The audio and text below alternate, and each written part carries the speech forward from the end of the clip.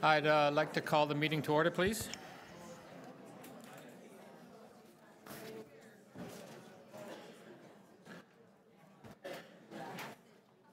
I'd like to call the meeting to order, please.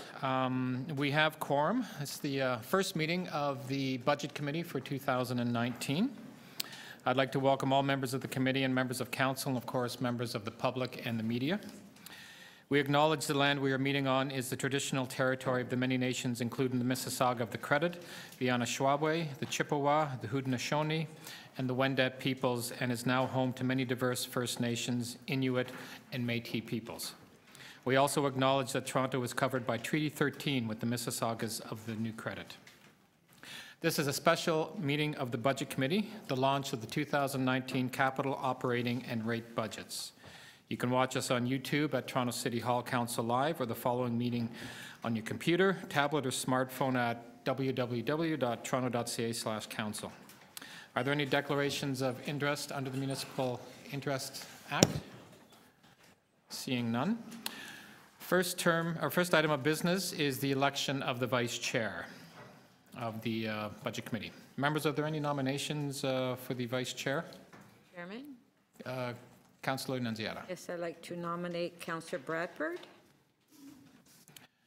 Thank you. Are there any other nominations for the Vice Chair role?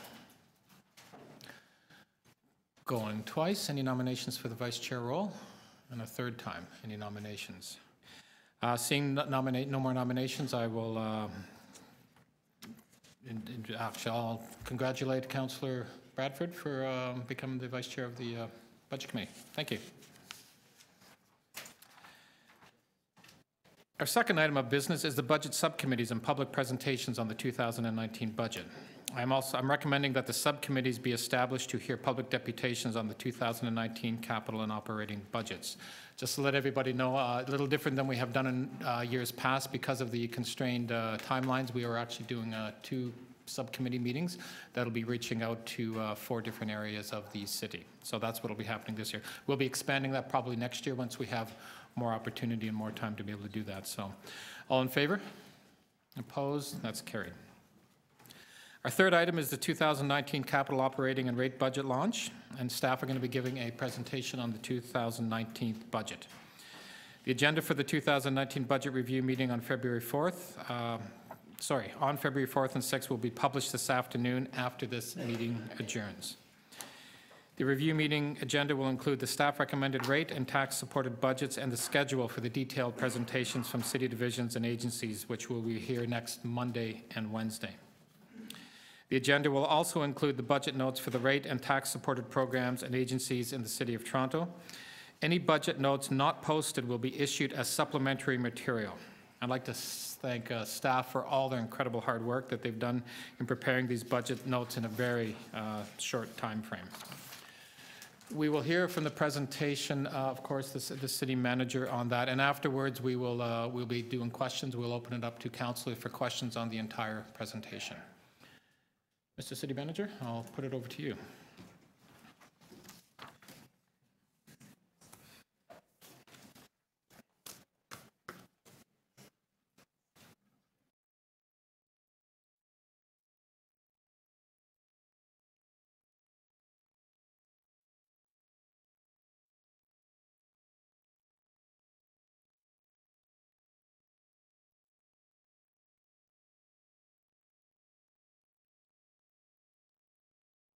So thank you very much, Mr. Chairman, members of the committee. It dawned on me over this weekend that this is the 10th budget that I have presented and recommended to an elected body. Obviously, the first one as the city manager for Toronto. I know the amount of effort that goes into being ready for today and subsequent meetings that we're going to have. And none of this happens, I think, as you pointed out, Chairman, without tremendous effort from a number of people, and I can see many of them are in this room right now. So the way that this presentation is going to unfold, I will give a very much high-level presentation of the key elements of this year's budget. Heather will drill down, Heather Taylor, our CFO and treasurer, will drill down a bit more or provide more detail as it relates to the operating and rate. And Josie Levita, as many of you know, will help us with the capital presentation. So with that, maybe we can get started. So next slide. This is my practice. I generally like to put things in context for people so we're always reminded as to who we serve and what our respective roles are. This is all about relationships when it's all said and done. And so Torontonians on a day-to-day basis, and certainly at the time of elections, make clear their expectations, but more importantly, their aspirations.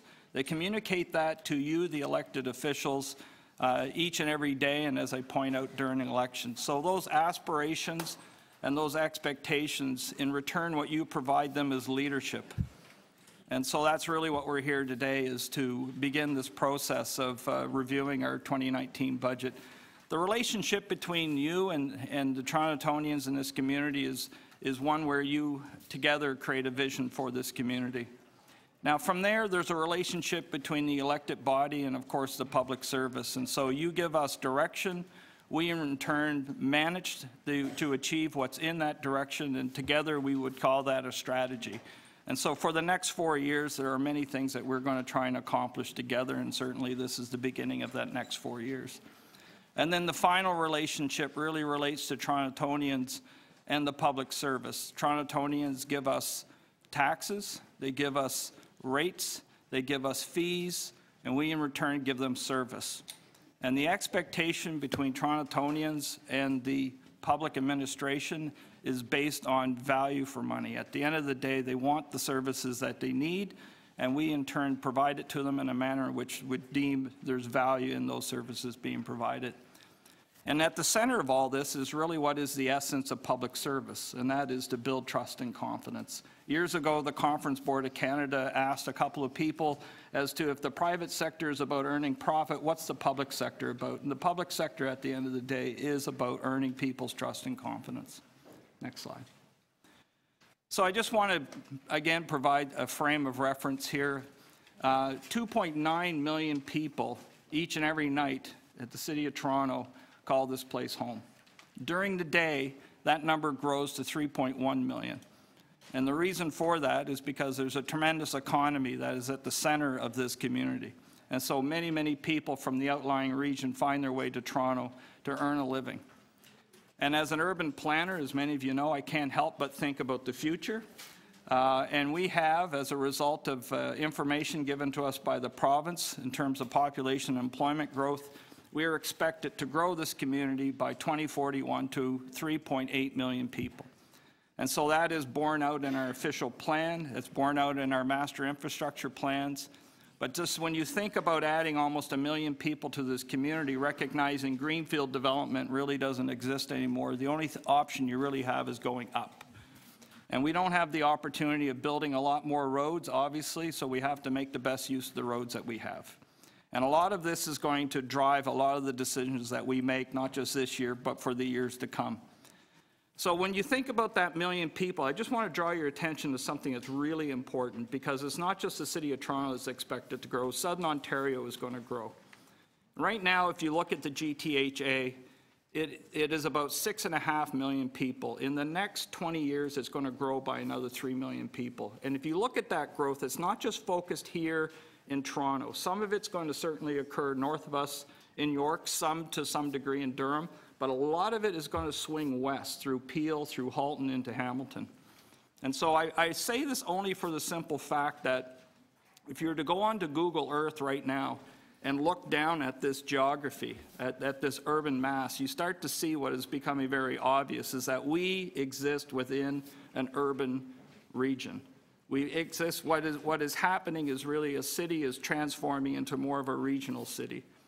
And so I say that, and I'll leave you with one other fact which I think is important, and that is within this geography, within this urban city area, there's something called the Toronto Metropolitan Census Area.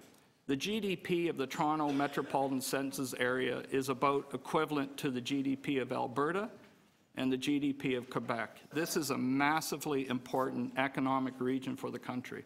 So investment in it and the decisions that we're going to make are incredibly important. Next slide. I bring this to your attention only because you'll know a few years ago there was a core service delivery review that identified, along with working with staff, that we deliver 150 plus services to this community. And you can take that 150 and you could break it down into two basic categories. One we would call citizen-facing services. By that, we know that to mean everything from water that we provide people, recreational services, transit, and so on. To internal-facing services or support services such as HR, communications, and finance and admin. And so we are an incredibly large, complex organization. So we'll get to the money in a few minutes, but I think it's important just to keep reminding ourselves and Torontonians that unlike any other business that you'll find here in Toronto, this is an incredibly large organization. And so when I stand back and I look at the number of people that work for the City of Toronto, in total it's approaching 38,000, of which 21,000 are full-time. The rest are in part-time or contract-type work, of which there is a leadership group here or a non-union group that amounts to about 4,900 people. And about 2/3 of that are in what we would describe as leadership positions, so supervisory, management, directors, and as well as DCMs and myself. Next slide. These are themes that I think all of you are very familiar with.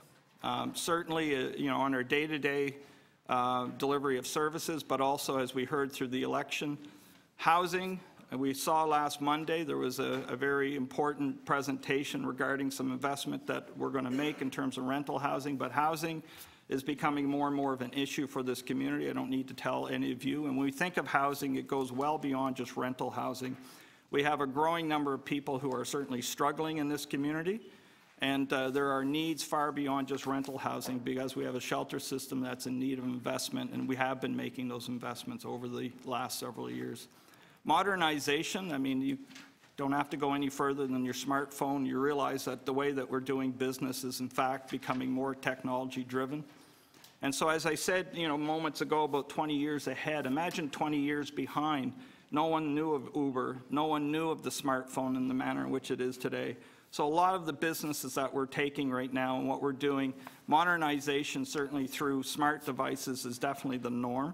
I would argue as well, modernization is not just about technology, it's about the culture of the organization as well. So keep that in mind as we talk more about it.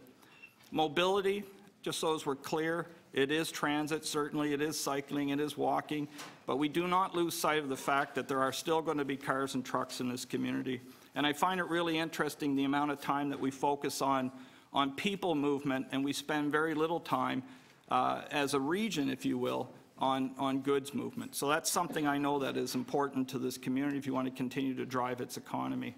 Financial health has been a topic that I know my predecessors have talked significantly about. There's no question with everything that is downloaded to this community and expected to deliver, there are certainly challenges that are present when we think about financial health. And then finally, people and neighborhoods. There has been so much in the news, so much I think through the election about people in our neighborhoods that find themselves struggling in ways that maybe didn't exist to the magnitude that it is today.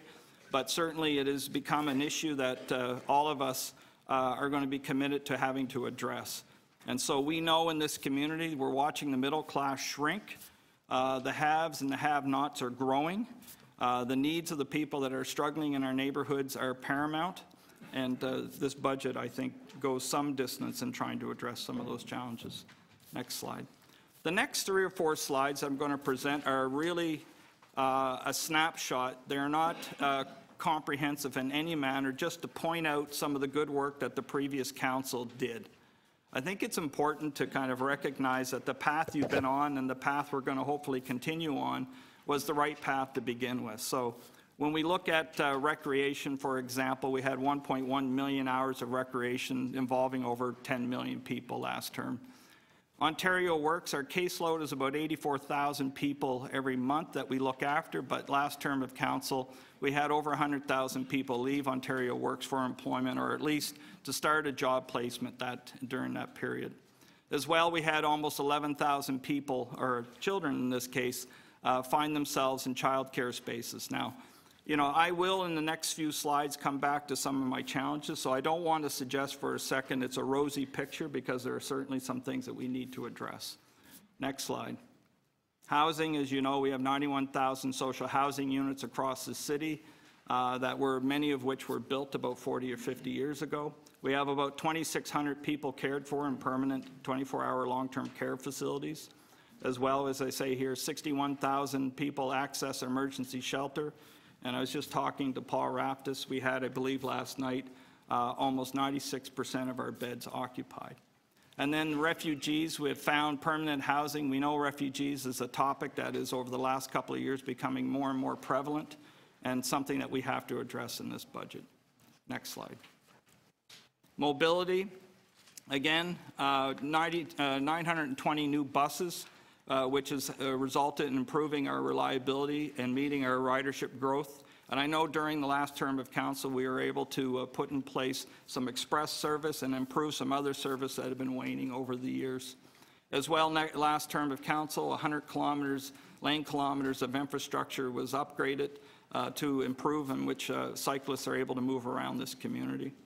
And then a 3.9% reduction in emissions after retiming traffic signals. So that's, we know, based on the amount of work that's going on right now in this community, that congestion is growing. Some of it is a result of population growth, some in business activity, some of it is just catching up on the transit investments that need to be made. Next slide.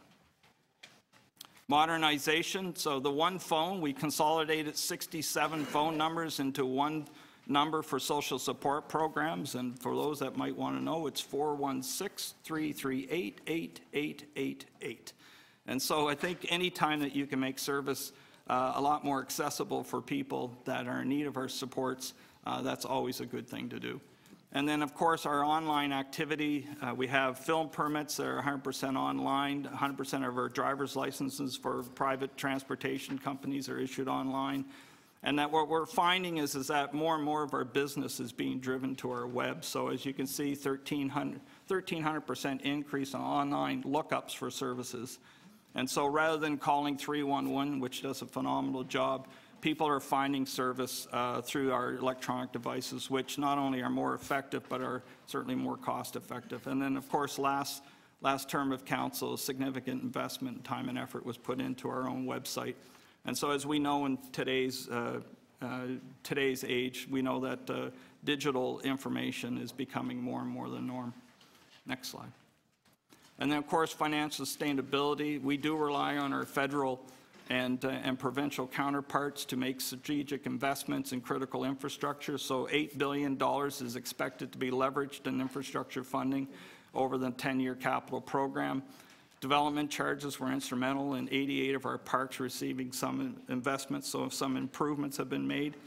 And then about $113 million generated in partnerships that come in the form of donations and grants that occurred between 2015 and 2017. And maybe one of the examples I want to highlight, this next slide. So, I mean, here's an example of a private sector entity that invested about $24 million in a public service that has turned out to be quite well welcomed. But I think it's the beginning, really, of a relationship that I think we need to continue to explore. And it's not just about money coming from the community to invest in important public works, but also about leveraging institutions as well in terms of the kind of research and advice that they can give us. So I think more and more we have to strike these partnerships. Next slide.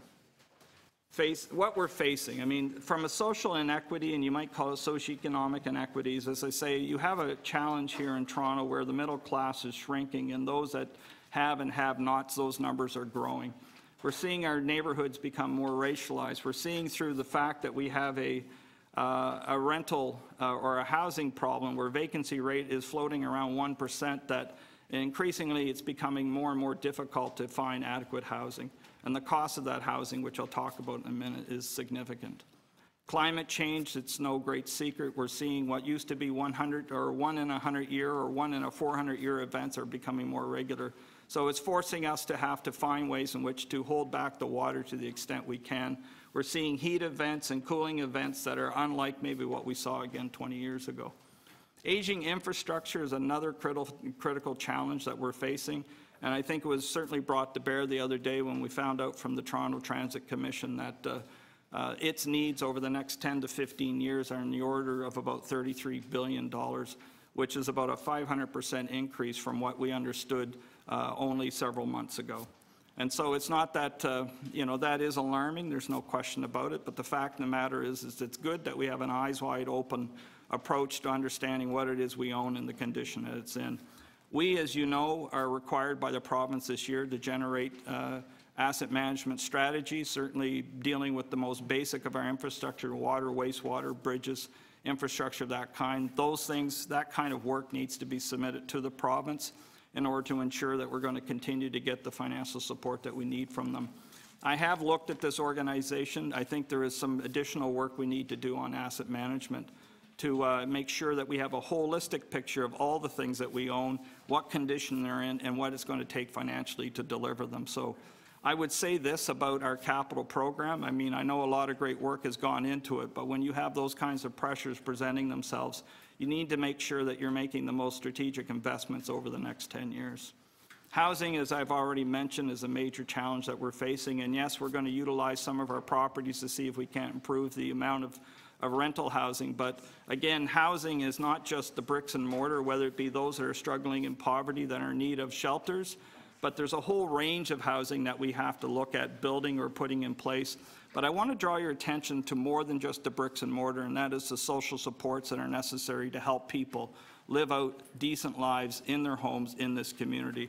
And I think a lot of that effort needs to be looked at in the same time as we think about the bricks and mortar. And of course, mobility, everyone here knows the investments are starting to happen from a transit perspective, but we're certainly behind the game when it comes to the kinds of investments that need to be made. And how are you going to grow this community to 1 million people and continue for it to play the economic role that it needs to play, I think is going to be something all of us are going to have to figure out. And then finally, financial sustainability. How do you pay for all of this?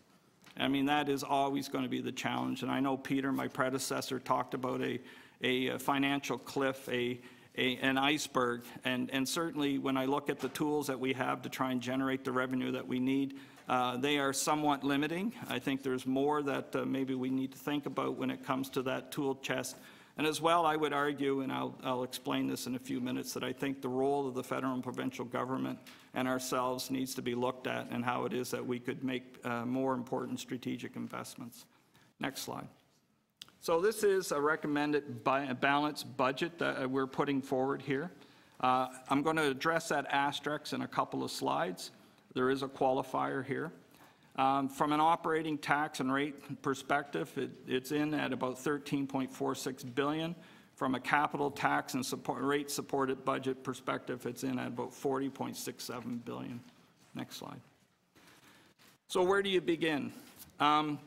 We did not have specific direction from Council in terms of a budget target. So what we did was we looked to the decisions that Council had made the past term of Council. And to be honest, I mean, as a city manager in Hamilton, I don't ever recall not trying to come in at around inflation. And so that's never an easy task, to be quite honest. And so the fact that the city operations were able to come in at a 1% over what was budgeted for in 2018 is actually, I think, quite an effort. Now, how we do that without affecting service levels is never an easy feat.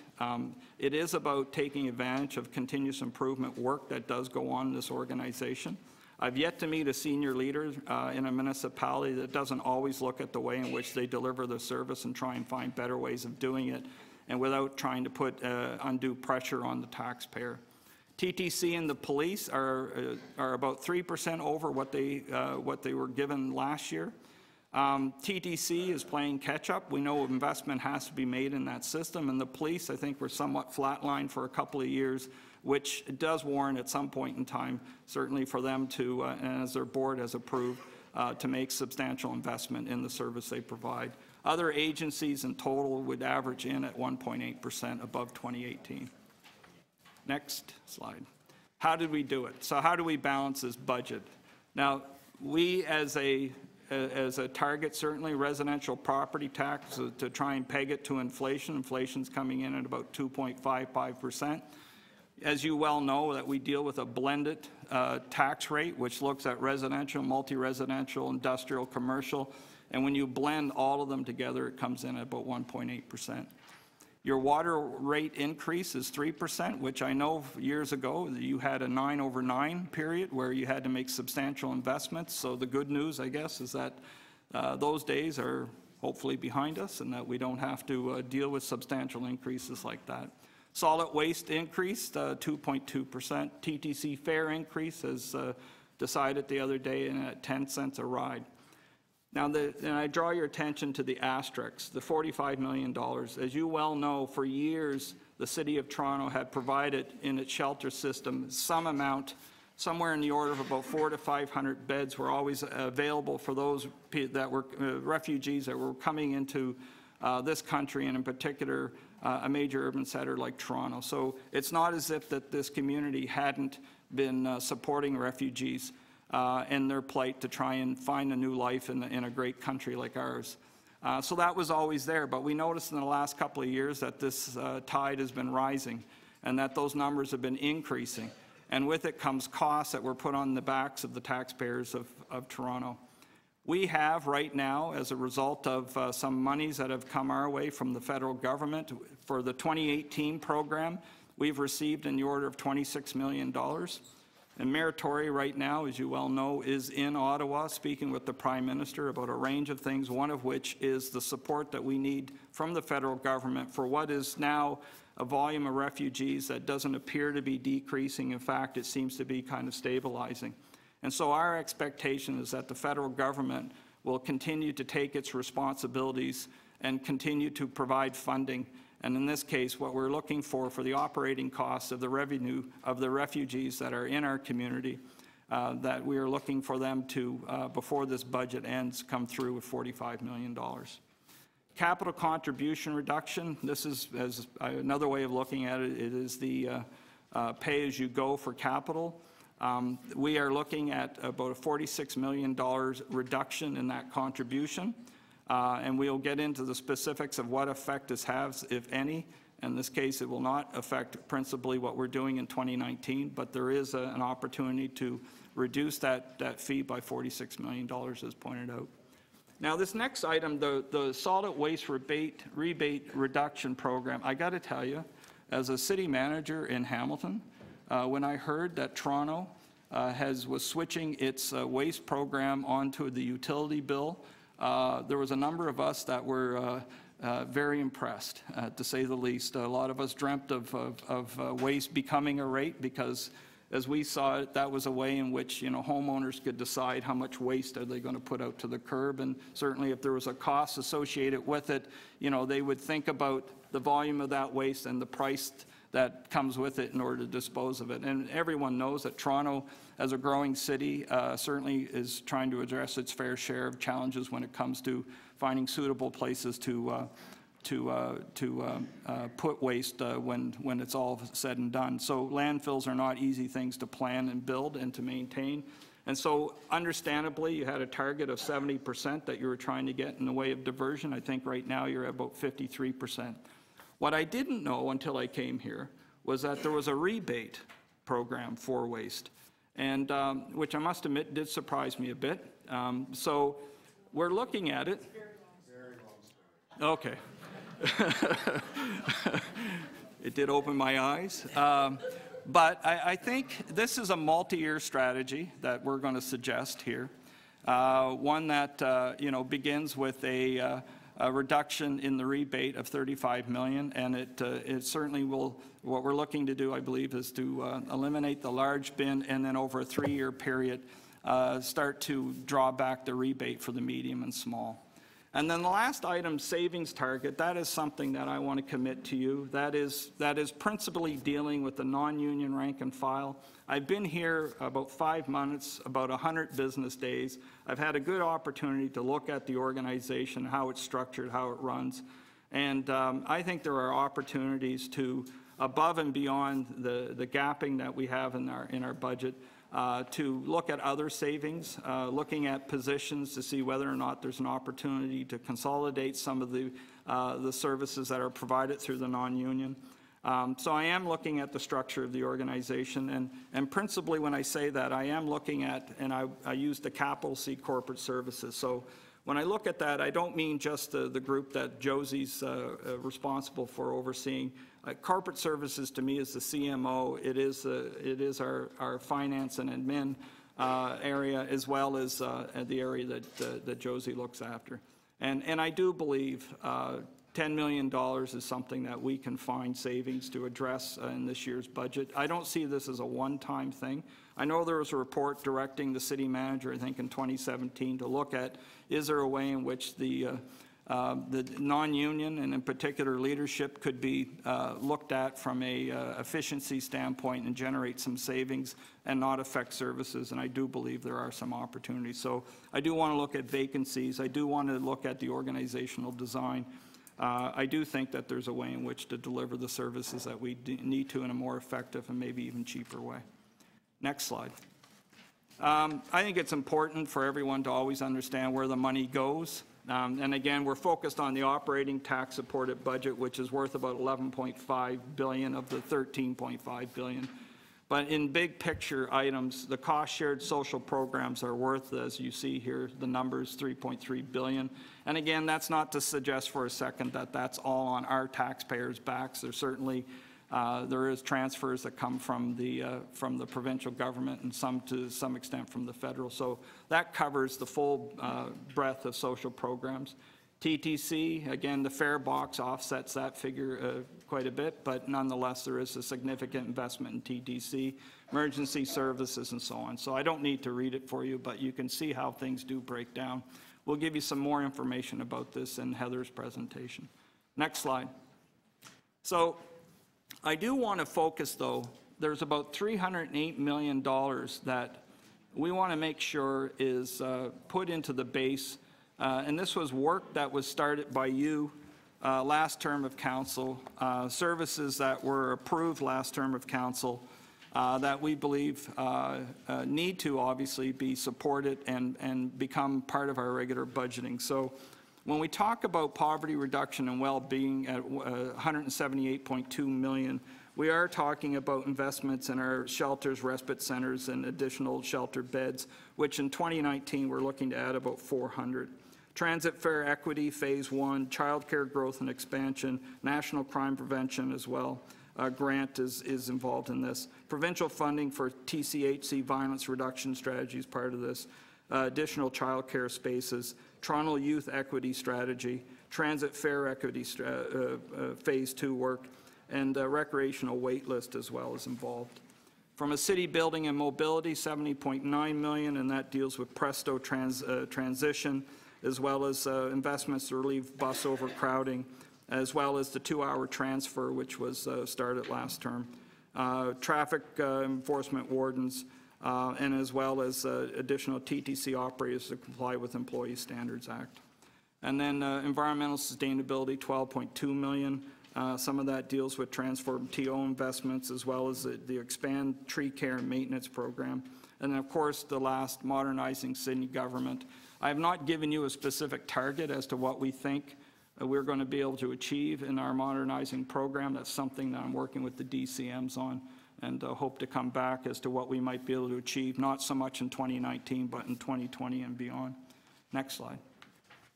And of course, here's our capital program at $40.67 billion. I mean, this is very, very high level, but it gives you a sense of how monies are being invested in 2019. So you get a sense that additional 1,000 shelter beds are being added at $62 million, basement flooding relief at $58 million, and as well as maintaining transportation infrastructure at $308.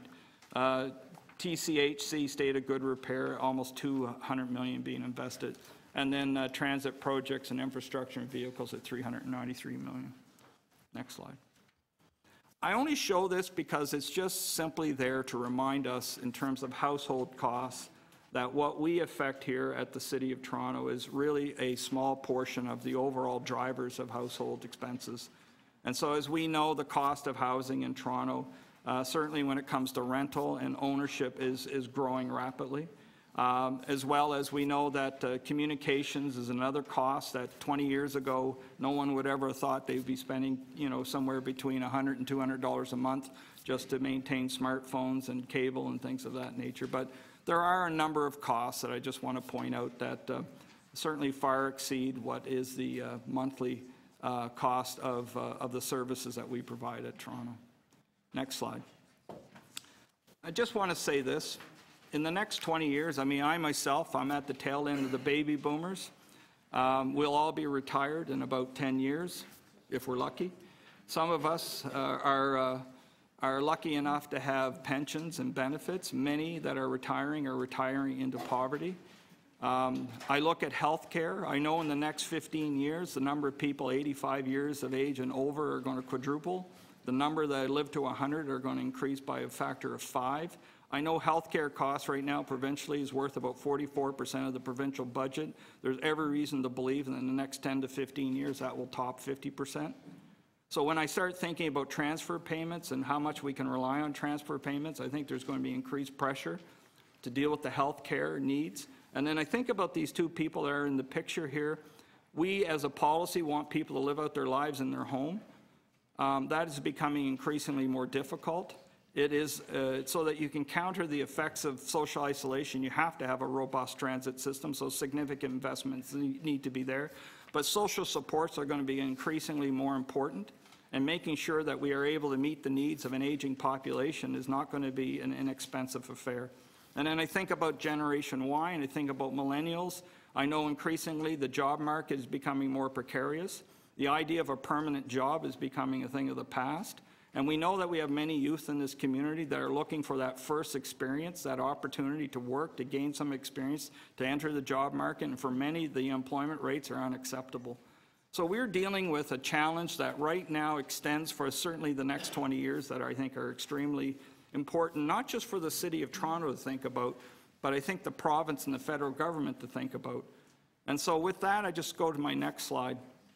A roadmap for long-term financial sustainability. These themes, I don't think, are anything new to you. This is what Peter had talked about in terms of a strategy that we now need to deliver for you. So improving our value for money, certainly through modernization, we'll find better ways to deliver services, there's no question. Technology will be somewhat helpful there. But other things such as procurement processes, as well as shared services, are ways in which we can certainly improve on value for money. Secure adequate and fair revenue. When we think about that, we have not talked, but we will talk in some detail about the land transfer tax. This is the first year that it's dropped by a significant amount of money, which begs the question, how much do you want to rely on that particular revenue source as it relates to the operating side of our services versus how it might be better aligned to the capital side of our services. And then as well as we look at improved focus on financial balance sheet and health. And so when I think about that, we were able to have some success in making sure that our reserves were healthy where I came from, as well as that our credit rating steadily improved, as well as our debt ratio was always kept in check. So these are the things that we can't lose sight of. And then, of course, better information to support strategic decision making. Every one of us that is lucky enough to own a home knows that we do not think about managing our home on a year-by-year basis. We have a vision for down the road, all the things that we're going to need to keep that roof over our head. And so multi-year budgeting is a basic thing, as well as, I think, performance measurement and very clear understanding of outcomes that we're trying to achieve. And one of the things I've seen across this country in different municipalities is the use of results-based accountability as an information tool to help council make decisions and help this community know how money is being invested. And I'll end on this point before I turn it over to Heather. Better integration with the province and federal policies. I think that almost needs to be thought of differently. I can't help it when I've come here and I look at all the things that are on the backs of you to decide how much to spend on housing, transit, and in some cases 400 series highways, which are your responsibility to look after. There almost needs to be a conversation about what it is that municipalities ultimately ought to be looking after. I know through the Toronto Act we have a set of tools that we can access to try and raise the revenue, but before you start really kind of exhausting those tools and their abilities, I think you do have to look at the cost side of your balance sheet. What are your expenses, and does it really still make sense that we are expected to somehow address all these needs? And so I look at this not just from a city perspective, but I look at it from a regional perspective. And I think it's important that, we do have a regional transit system that supports the economy of this region, again, recognizing how it is important to the country, to the province. And so certainly that conversation, which I think Mayor Tory the other day did have a meeting with a number of mayors. I would like to think that the mayors in Southern Ontario and chairs that reside within the GTHA could work together to have a common voice that would speak to the federal and provincial government about a better relationship. And it's not just about how we integrate with them, but maybe how they integrate with us. And so with that, I'm going to turn the floor over to Heather. Okay. Thanks, Chris. I'd like to just take a second to acknowledge the staff that have worked tirelessly to put this budget together. Staff at all levels across all divisions throughout the city administration participated, and this is a product of very great collaboration. At the onset, what I'd like to do is share with you some of the principles that we adopted during the creation of the budget. So first off, equity. First off, all programs and agencies have adopted equity-focused budgeting, and consideration was given to potential equity impacts and included in program and agency budget notes that you will see shortly. Secondly, as Chris mentioned, during the year of the election, in the absence of council direction, it was decided that we would target a cost of living increase on the property tax base, and which is consistent with the practice that has occurred in the city for the last 4 years. Thirdly, the budget was created with the goals of preserving the service levels that citizens experienced in 2018. The budget reflects the continued investments and strategies that were adopted in 2018. In addition, the city takes seriously Auditor General recommendations, and where the recommendations have been implemented, we have linked program savings and reflected those again in the budget notes that you will receive shortly. In addition to this, I do want to highlight that detailed information on this budget and these presentations will be available online after this meeting. It's our effort to assure that the citizens are assisted in understanding exactly where the money's coming from and where the money's being spent. Next slide. Next slide. Okay, so the overall budget, the operating tax and rate budget is $13.46 billion. This is a key document that outlines how much money the city will bring in and how much will be spent in 2019 to deliver on legislative programs, critical services, and approved council strategies. In years where there is an election, we actually present a budget that combines both the rate and the operating together. So as you'll see on this slide to the left, the tax-supported operating budget is $11.46 billion. I'm going to speak to this in a moment. And on the right, you'll see that the rate-supported operating budget is $1.9 billion. And this is generated through targeted rates. Next slide. For our key rate-supported budgets, I'd like to first talk about water. So water, what we have is an annualized 3% increase. As you know, water has been set up as a fully supported utility. And as Chris pointed out, the years of 9% over 9 years are behind us. This year, we are proposing an annualized 3% increase, for which is aligned with council approval, past council approval. This water rate will generate $1.33 billion for the city. What does this mean for an average household? An average household uses 240 cubic meters of water. This results in an annual increase of $27. The projected annual cost for a household in 2019 will be $940. In the solid waste, we are proposing a 2.2% blended rate increase. So, next slide, please. The solid waste management services, oh, sorry, backslide, my apologies. Solid waste management is a rate-based program where residents pay fees for the services that they receive based on the size of their garbage bins. So the volume-based rate structure was designed to encourage residents to divert as much as possible away from landfill. Residents with the largest garbage bins pay the most, and those with the smallest pay the least. A 2.2% blended rate increase is expected to generate approximately $10.8 million in additional fees. It is also recommended that this be retroactive to January 1st. A blended rate means that the rate increases vary based on the customer group. Multi-residential properties, which are apartment buildings and condos, have a recommended rate increase of 1%. Single-family residential and residential units above commercial properties have a recommended rate increase of 2%. Non-residential customers, and this includes industrial, commercial, institutional properties, schools, and agencies and corporations, have a recommended rate increase of 5.2%. Differential rates per customer will allow for full cost recovery by customer type, which will result in greater financial sustainability.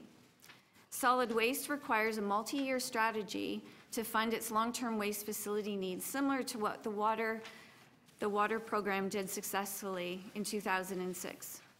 During 2019, a multi-year financial strategy will be developed, and this will include a review of all customer group rates.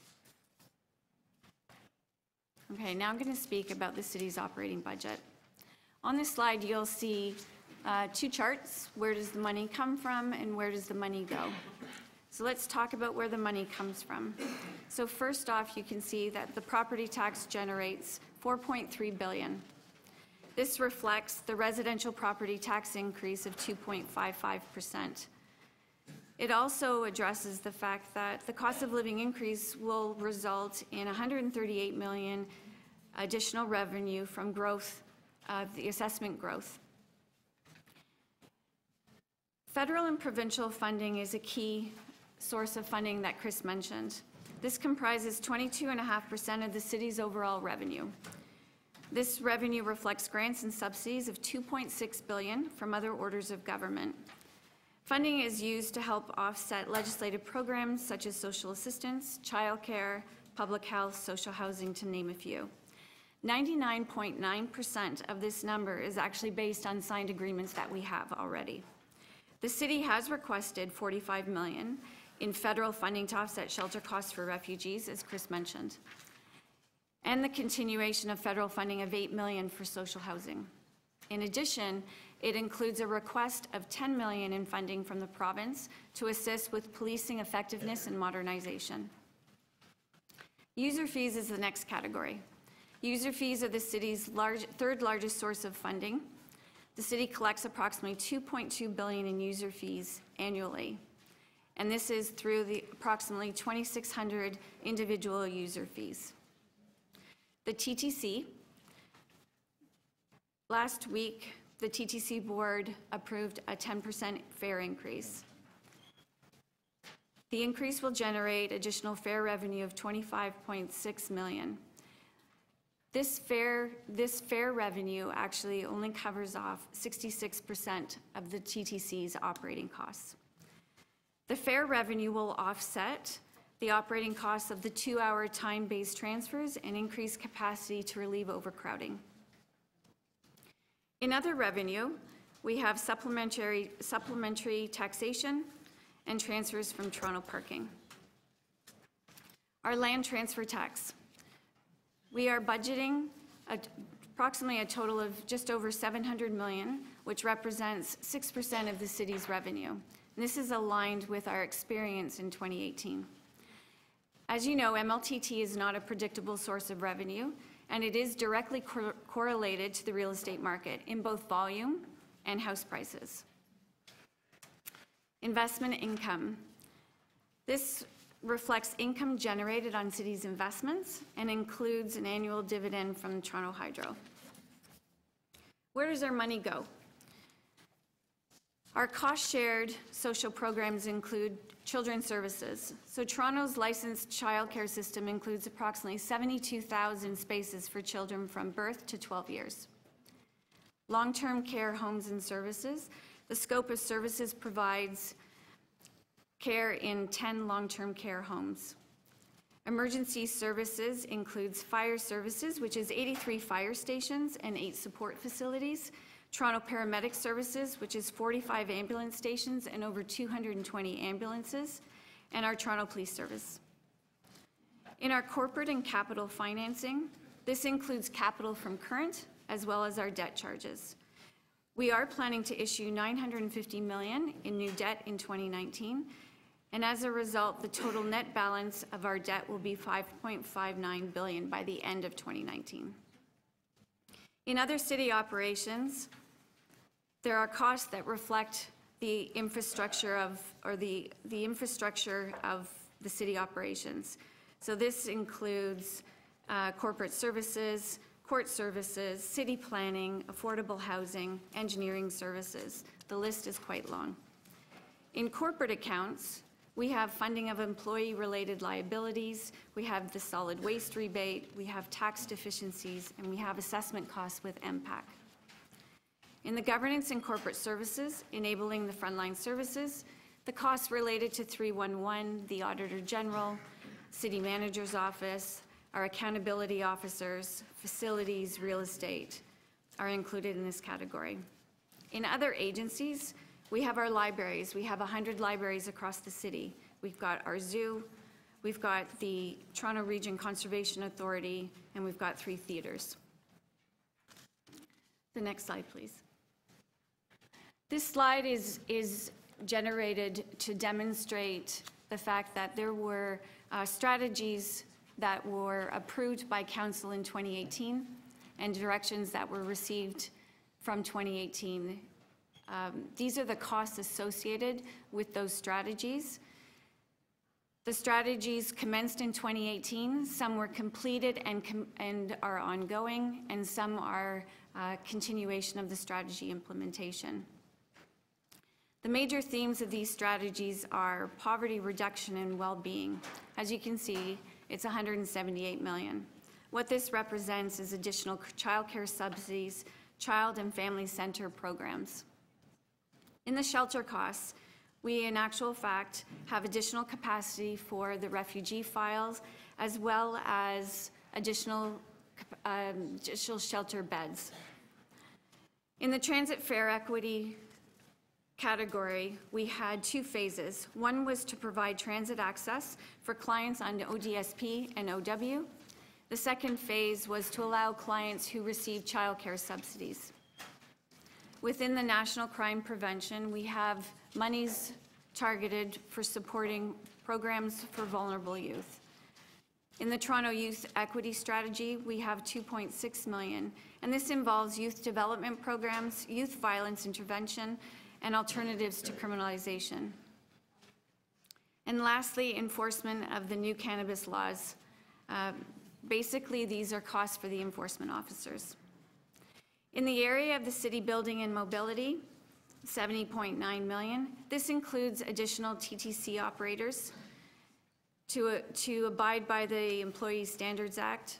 We have the 2-hour transfer, we have the Presto transition, and we have monies to alleviate the overcrowding on buses. In environmental sustainability, we have $12.2 million, which includes investments on work for the community energy planning and low carbon thermal networks, as well as an expansion of tree care and maintenance program. Modernizing the city government for more effective and efficient ways to service Torontonians is also a priority. $3.6 million will be invested. Some of the monies will be invested in studies to relate to service reviews of offsetting printing, switching to direct purchasing of light vehicles from manufacturers, cybersecurity awareness, and organizational reviews. Next slide, please. So as Chris mentioned, there were multiple strategies on how we got to a balanced budget. What I'd like to do is just go into detail in a few specific areas. Firstly, federal government contribution for additional costs in shelters. The city has experienced a year-over-year increase of over 100% in refugee accommodation. The City of Toronto continues to request from both the federal and provincial governments to establish an effective regional strategy for Ontario that would help improve intergovernmental collaboration and help manage the increased volume. The city continues to see, on average, 18 to 20 new refugee and asylum seekers arrive into our shelter system on a daily basis. Starting in 2019, to offset the costs the city will incur, the city is requesting from the federal government $45 million to meet the needs of the additional volumes. The city has also received $26 million in federal funding, as Chris mentioned earlier, as well as $3 million from the province, which indicates they are supportive of this project. The federal government has acknowledged the pressure this has put on the city. Next slide. MLTT. So in prior years, there have been discussions surrounding the unpredictability of MLTT revenue and the reliance on its funding of recurring programs. As the actual revenue continued to exceed our expectations in prior years, it enabled us to not only absorb the rising costs of operating expenses, but also allowed us to expand our services to meet demands. The use of a revenue source that's dependent on external factors beyond our control, such as consumer behavior in the real estate market, does create a risk for the city. The latest actual revenue points to a reduction in revenue of approximately $83 million. So we do need a strategy to wean ourselves away from MLTT funding city operations to MLTT funding capital. There will always be a portion of MLTT that is reliable, and what we would like to pursue is anything beyond the reliable component be dedicated to building capital infrastructure. For 2019, we have reduced our annual capital from current contribution by $46 million to help mitigate the anticipated decrease in the MLTT revenue. Later in my presentation, I'll further clarify what's happening for 2019 and the remainder of the 10-year capital plan. Next slide. With regards to the long-term waste strategy, Council adopted the city's long-term waste management strategy in 2016, which recommended that solid waste management services become a fully self-sufficient and sustainable utility. The strategy from 2016 also set a goal of diverting 70% of Toronto's waste away from landfills by 2026. Currently, the residential diversion rate is 53%. Most solid waste management services, single, family, and multi-residential ratepayers currently receive a rebate or a credit on each utility bill funded from the property tax base. We are recommending that the solid waste rebate, single family and multi-residential, be completely phased out over the next 4 years. The proposed reductions to the single family residential rebate in 2019 will provide $35 million to the property tax budget and help to achieve the city's diversion targets. The volume-based rate structure is intended to provide an incentive for residents to reduce their waste and divert more away from land. Once the rebate is phased out, those who produce more garbage will still pay more than those who produce less. We need to move towards finding a way to incent citizens to throw out less garbage and help achieve diversion targets. Move to a model where truly pay for what you throw out while making solid waste a true utility rate program is based on a user pay model. To minimize the impact of reductions to the solid waste rebate on low-income ratepayers, Solid Waste Management Services is recommending a single-family residential low-income relief program, which will be incorporated into the existing water rate program. Households having a combined income below the eligibility threshold of $50,000 will be eligible. The city's long-term waste management strategy recommends that solid waste management services become a fully self-sufficient and sustainable utility. Phasing out the rebate will support the transition to a model where operating expenses are fully covered by revenues and property tax subsidies are no longer part of the financial model. Single-family residential large garbage bin rebates will be phased out in 2019.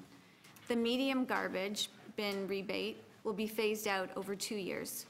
The small garbage bin rebate will be phased out over 3 years. The multi-residential rebate will be phased out over 3 years beginning in 2020. It will not be reduced in 2019 to allow for the implementation of a proposed multi-residential mandatory diversion program. Phasing out the rebate does not change the principles behind the volume-based rate structure. Even when the rebate is completely phased out, the small garbage bin will be more than $200 less expensive on an annual basis than the extra large bin. Next slide, please. So this slide shows how the 2019 combined tax-supported program is $138 million more than last year. This budget has been built by preserving the service levels experienced in 2018. The budget is balanced by $61 million in assessment growth and $77 million by the blended tax rate increase of 1.8%. Next slide, please. On a net basis, the net budget reflects a service delivery cost increase of 1.9%. Both Toronto Police and TCC boards have approved budgets 3% over 2018. And as Chris mentioned, the city operation budgets have come in 1% over 2018. The debt charges do comply with the city's policy of maintaining a debt service ratio where the debt servicing costs should not exceed 15% of the total tax levy. This is part of the budget that we use to calculate the recommended property tax rates. What does this mean to households in Toronto? Now that the net budget, we'd like to share what it means in an everyday context. As you can see from this slide, you will notice that 2/3 of your tax bill is dedicating to keeping the city safe, keeping the city moving, and investing in building, maintaining, and enhancing the city's infrastructure. The average tax bill in 2019 will be $3,020, which is an increase of $104 annually.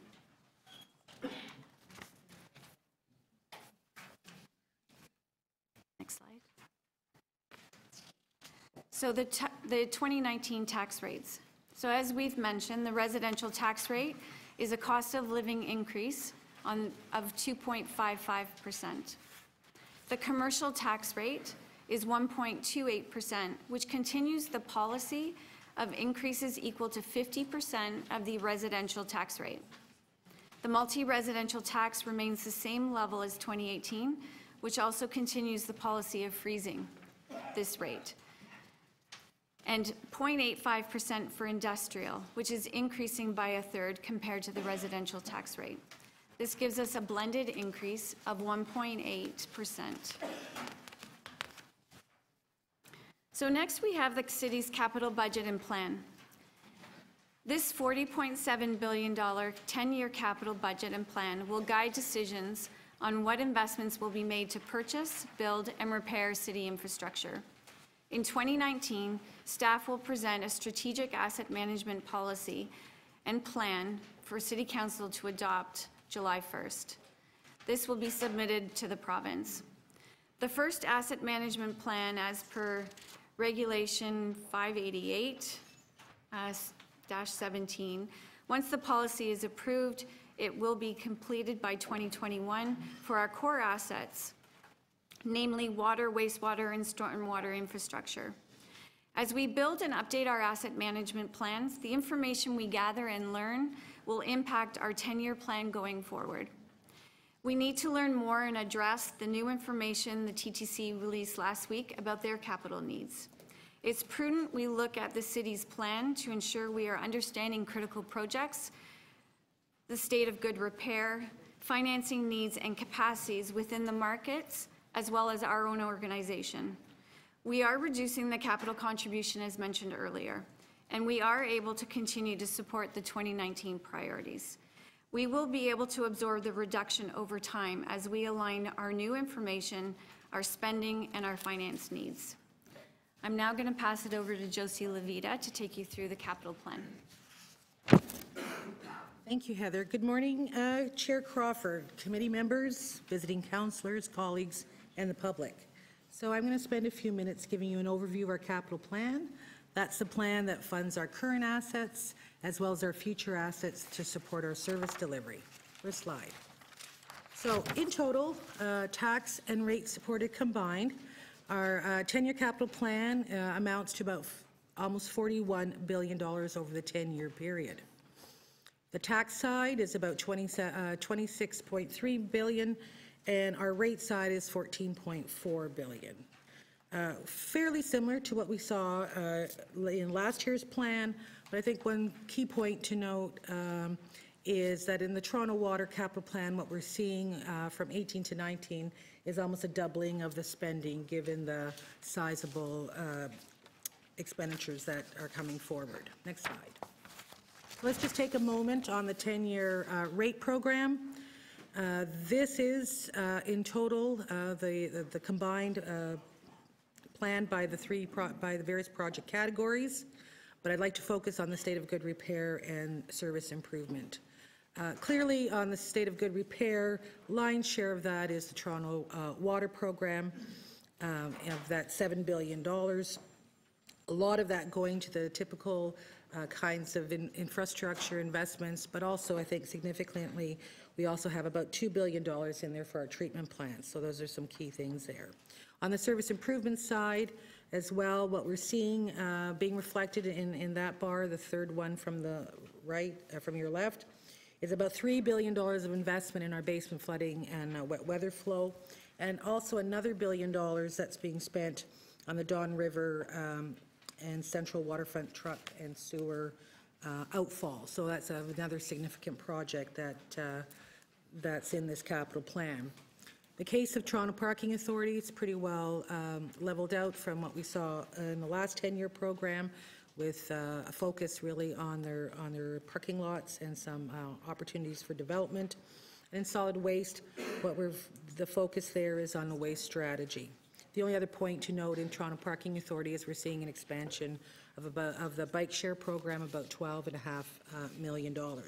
You will hear more about these as we go through the program reviews in February. So let's turn our attention to the tax rate budget.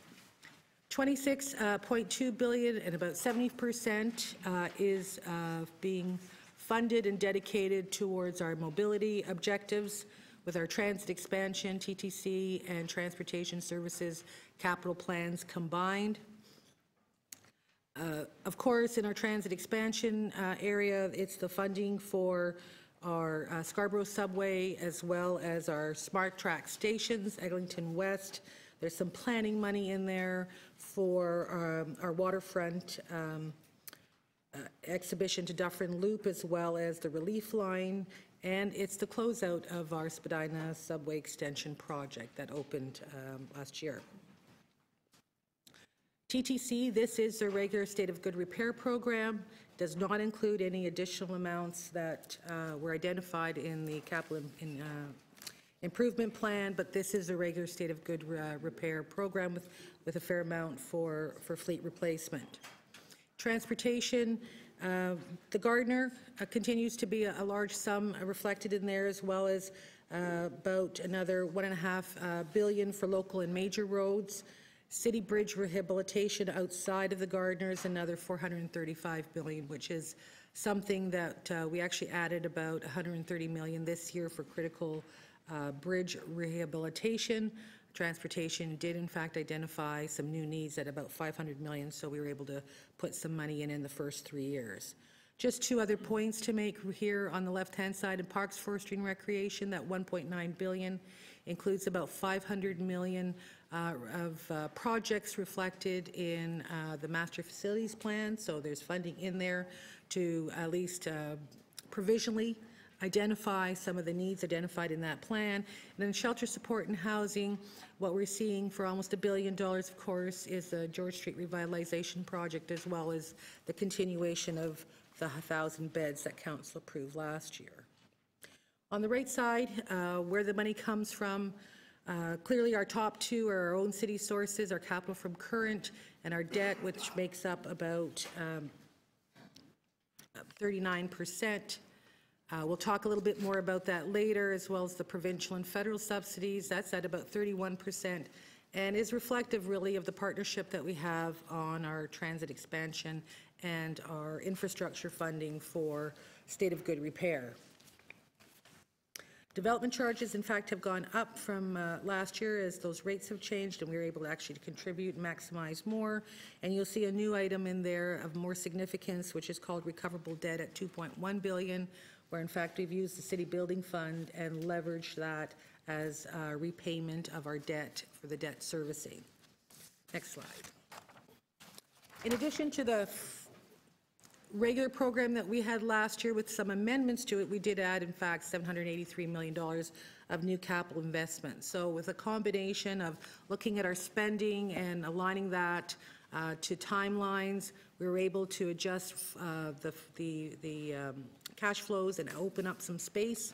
There were some other things that helped us, and we were able to add what we thought were the most critical below the line or unmet needs. So that gave us the ability to actually fund our portion of the Relief Line Utility Relocation Equipment project, which was announced recently. 113 of that critical city bridge rehabilitation of the 500 that was identified by transportation. Approximately 120 more buses being replaced and had been planned, and significant funding to continue work on Old City Hall and Etobicoke Civic Center design and planning.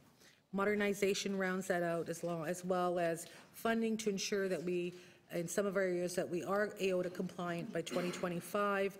The High Lake flooding damage and windstorm damage repairs that PF&R had identified. And of course, we've accommodated the reduction of the $46 million our capital from current funding as part of this entire package. So let's just spend a moment on the expenditure side here. So this table at the top shows you by year, by the different project categories that we have, how much funding and spending is being planned in each of the 10-year period. So if I could just draw your attention to 2019, the sum of that column, the $2.9 billion, is our capital budget that's being recommended for 2019, and added to that is another $1.1 billion in funds being carried forward from the prior year for projects that have not been completed but must. Over the 10-year period, as you can see, it's $26 billion. That represents about 49% of our entire allocated spending. When you compare that really to the two charts below, and we pulled the 2011 to 2020 10-year capital plan, what we are spending in state of good repair funding in this 10-year capital plan is equivalent to the entire capital plan we had back in 2011. So significant funding going to some of our highest needs. Next slide. We can just spend a moment on state of good repair, because, as Chris highlighted, it is one of our key challenges, and aging infrastructure is something that we are trying to focus on.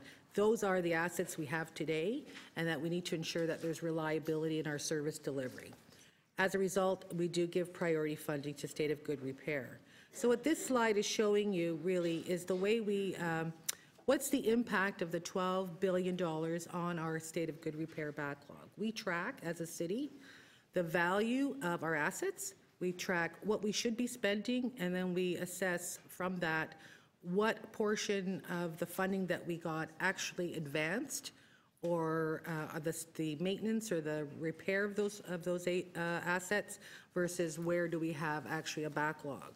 So the red line here shows the actual accumulated backlog over the 10-year period as a result of the $12 billion that's being invested. Now, this is tax and rate, so it's actually more. But if you look at on the face of it, it's saying we're holding our own. with essentially us rising in absolute dollar values from about $8 billion to about $9.5 billion. However,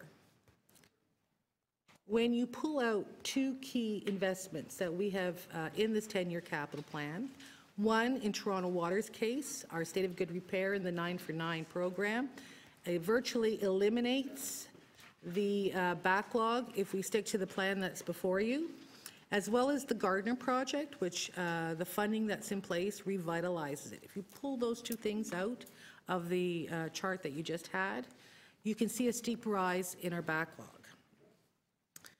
What it's saying to you is that for the assets remaining, when you exclude those, that our backlog in 2018 is $4.2 billion. It's rising and doubling to about $9.2 billion.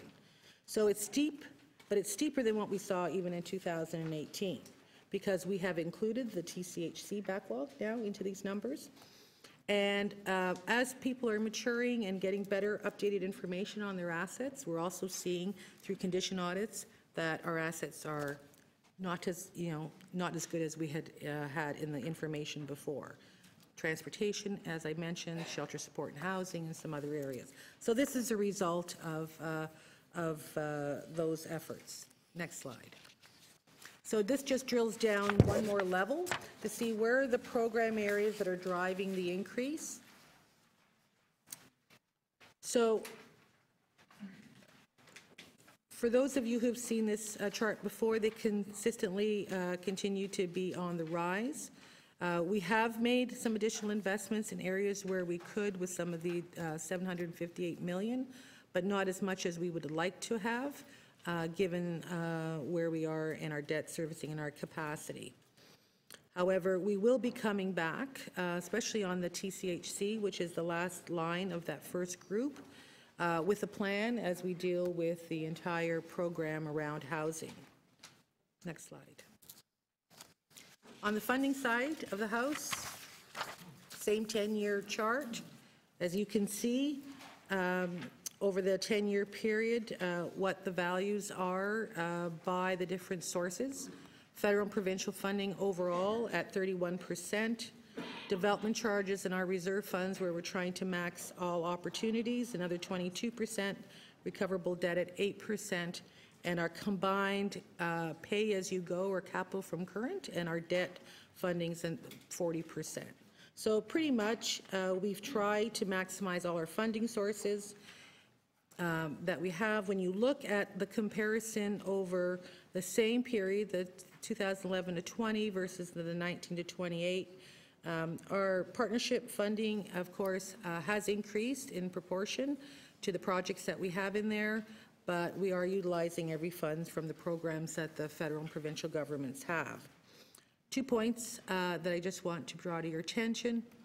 As a result of the reduction in the capital from current, you will see that the 2019 capital from current number at $340 million, that reflects that reduction, and it shows what we need to maintain this plan at 426 for next year. So that will be a significant increase, and we'll be working on a strategy to deal with that.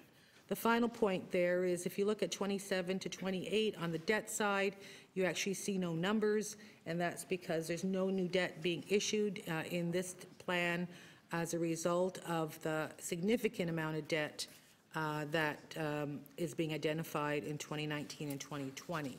Next slide.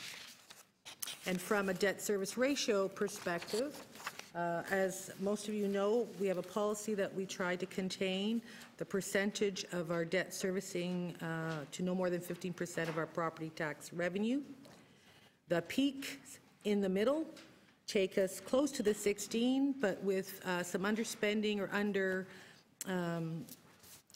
some elements under in 2019 as well as 2028, we are able to stay within the 15% and leave a little bit of flexibility in the event of any interest rates. But we do have some significant investments and increases coming to us as a result of the capital work that's in this plan. That's what's in the plan.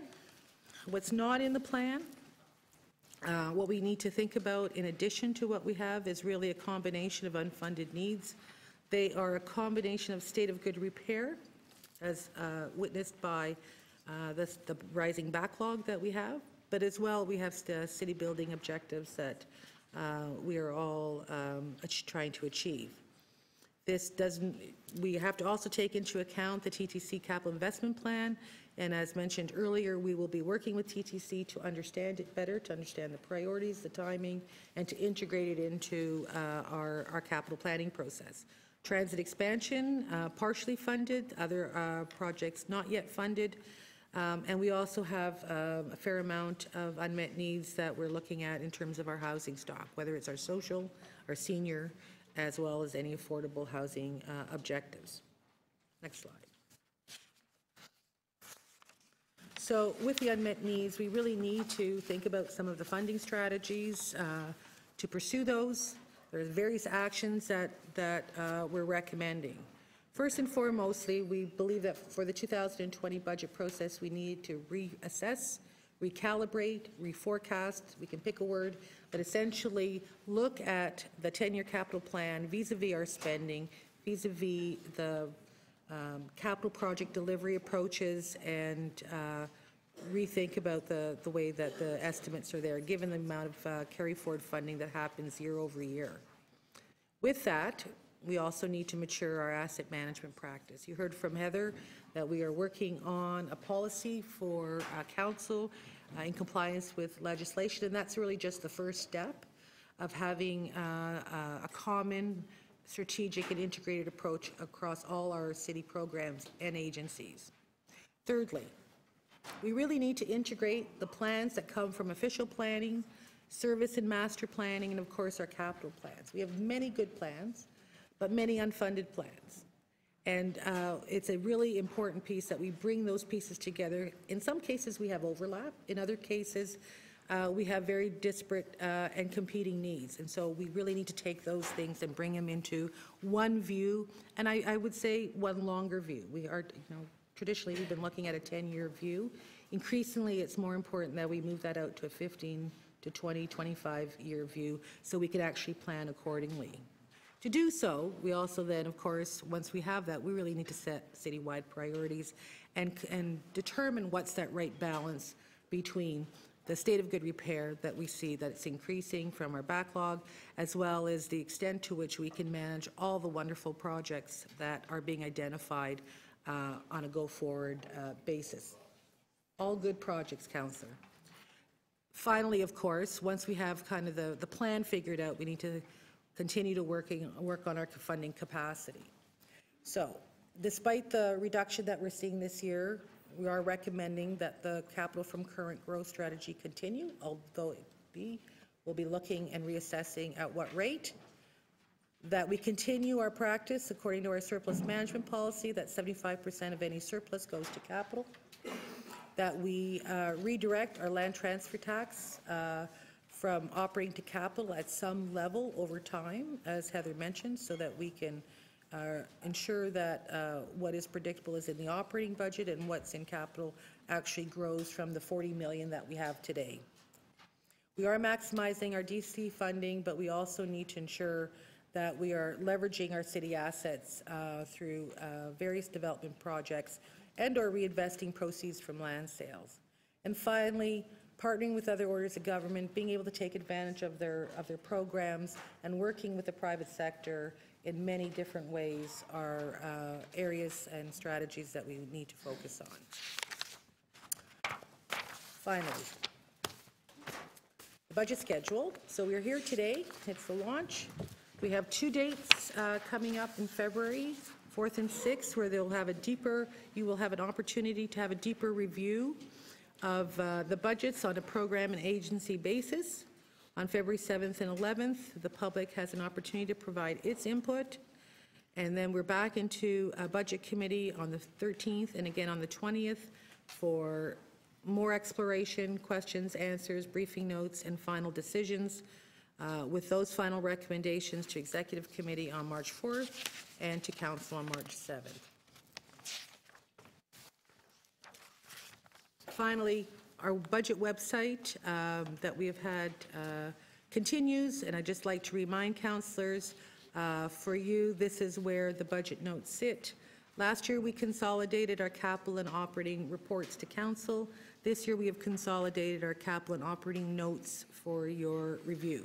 So when you are looking for those budget notes, you will have one per program. And I welcome the public also to that site for this information. And with that, Mr. Crawford, Councillor Crawford, we are done.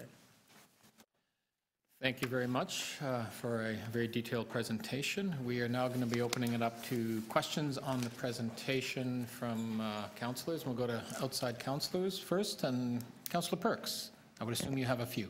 I do. Where to start? So first of all, I want to make sure I heard something correctly. Mr. City Manager, you said that you were looking for $10 million in additional savings that aren't identified in here. Did I hear that number correctly? Through the chair, that's correct. Okay, thank you. To Ms. Levita, the capital backlog, slide 46. I see that our current backlog at Toronto Community Housing is $1.76 billion in 2019. That's correct. That's based on the information. And it rises to 3.16. So it's like about an 80% increase, something like that. Is that correct? Based on the information they've provided to us, yes. Okay. The LTT projection, we're projecting the same revenue for this year for land transfer tax as we got in 2018. When the capital variance report was presented at the last council meeting, I asked corporate finance staff, and they said that actually we didn't get a flat year. We had a very good first 6 months, and then it tailed off badly. So you're presuming that it bounces back to a midpoint in order for us to get the same revenue, right? Because right now, we're not doing as well as we did on average in 18. So we're presuming that it bounces back. The market improves from where it is currently in order to get that same revenue. Is that correct? Through the chair, I could stand to be corrected, but I think that's a reasonable assumption. Okay. On top of the 10 million in unallocated cuts that you've described here, I wasn't at the TTC, but my understanding is they had $24 million in unallocated cuts. And we're also counting on the federal government to come forward with $19 million in addition for our shelter system to what they gave us in 18? 45. But I thought we got some revenue or some money from them in 18. So it's 45 on top of the. So in 2018, we received $26 million to address 2018 costs. Yes. The 2019 amount is in the order of 45 million. Right, so the difference, sorry, we got some, how much we get from the feds last year? We got 26 million. And we're saying that this year we're counting on getting 45. That's correct. So the difference is 19. No? Chair, if What I am I might be doing able wrong? to assist. So we incurred costs since over 2017 and 18 of $65 million to bring up, add in 2,500 additional beds. The 26 million that the feds gave us goes towards the costs we've already incurred. If we want to sustain those beds into 2019 and future years, we're going to need roughly just over $45 million a year to do that. So because the flow of refugees has been pretty consistent over the last 18 months or so, we do not anticipate, and there's no indication that that flow is going to decrease. Well, we can argue whether the crisis in our shelter system has anything to do with refugees. So what I was trying to get to, if you take the unallocated within the city's main budget, the unallocated within the TTC, and this 45, there are $79 million on the operating side that we're hoping we find. So if I can, through the chair. Again, I think in terms of the 10 million, just to put it, I guess, in perspective, and again, I've said that it's a focus pretty much on the non-union rank and file. I look at the entire cost of the non-union rank and file, it comes to about $680 million. 10% would be $68 million. Yep. $10 million when I look at vacancies, when I look at the number of pending retirements, when I look at the work that we are doing right now in terms of finance and admin, when I look at, some of the work that's happening right now within HR, within communications, I don't think it's an unreasonable number for us. I didn't say it's unreasonable, I just said you can't tell me where it is now. Well, that's Can't tell me that, so when I phone That is correct. the regional director for Transportation Services West, that there won't be someone in that job next year. There's somewhere across the corporation, some $10 million worth of bodies will disappear, but you don't know where. We will, that's what we're going to work through this year. That's clear. Yeah. Thanks, So Councillor. that's a total of 79. Thank you. Any other outside councillors have questions? Seeing none, let's go to, into the committee. Committee members, questions on the presentation. Councillor Carroll. I'll start because nobody else is ready. Councillor Perks zeroed in on some of my concern. I note in the capital presentation that we talk about that we really should shift out of our reliance on municipal land transfer tax to some extent in operating and shift it over to capital, so that when we have fluctuations, it's easier to defer capital than to lay off people. I agree with that assumption. I've agreed with it since we hit 500 million. But if we're assuming the same amount of MLTT revenue this year, which is in and of itself risky, why are we not starting to try to make that shift? Why are we not, okay, say we do make 727 million in MLTT again next year. Are you waiting for council direction to say, let's take 20 of that and shift it over to capital? Is it up to council to move that motion? So through you, Mr. Chair, I would say not in terms of a motion, but just to appreciate that we are in 19 addressing the loss. And if you recall what we had did in previous years is we kind of waited to see what the experience was. In many ways, this creates a new baseline. And so if the MLTT experience by the end of 19 were actually higher, rather than increasing the operating budget amount, we would add that to capital. And then where we have capacity, we could actually bring that baseline lower. So that would be kind of the strategy to start. We didn't have the financial capacity to bring the MLTT lower than the 83 million this year, but that does reflect anything above the 83 that if we were to experience next year, instead of budgeting more in the operating budget, we would put it into capital and keep this as the baseline. Okay, I'm going to ask some more questions about that when we get into our own committee meetings, because I want to suggest a different strategy. But the other thing I wanted to talk about was reducing the CFC. When we got to the capital plan, I think you made a presentation where you showed us in future years in the plan, you're assuming that this would be the only year we have to do that reduction in CFC and we would get back on track the following year? Did I hear that right? So through you, Mr. Chair, what that slide shows. Yeah, I can't remember what number. It's, do you have it? Slide. So what that slide is showing is the as-is situation, as reflected the plan. So 2019, the number is 340. Right. It should have been 386, which was the plan. We Right. reduced it to 340. If we go back to where we wanted to be, the jump is to 426. That's an $86 million change. What I suggested was that by reforecasting the 10-year capital plan, we would look at what capacity would be available as to maybe smooth that 10% increase over. Right, right. We'll be bringing that back as a strategy for 2020. But right now, this plan is fully funded based on these assumptions. Okay, so we won't see the plan until to smooth it and get us back on track until 2020. We'll be working through that, yes. is it safe to say that this 46 million really is half of mitigating the MLTT decrease?